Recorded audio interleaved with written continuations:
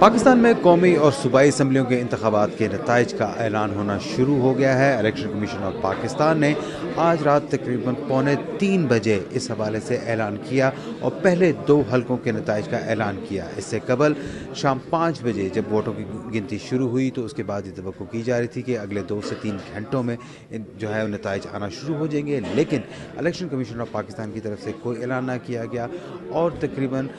रात को 2:45 पर पहला नतीजा जो है यहाँ स्पेशल सेक्रेटरी ज़फ़र इकबाल थे, उन्होंने यहाँ पर पहला नतीजा सुनाया और उन्होंने कहा कि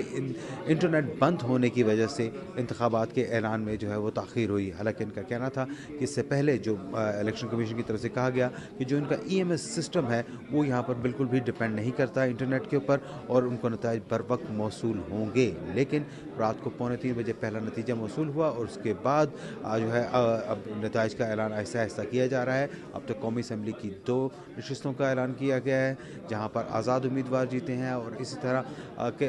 खैबर पख्तूनख्वा में 4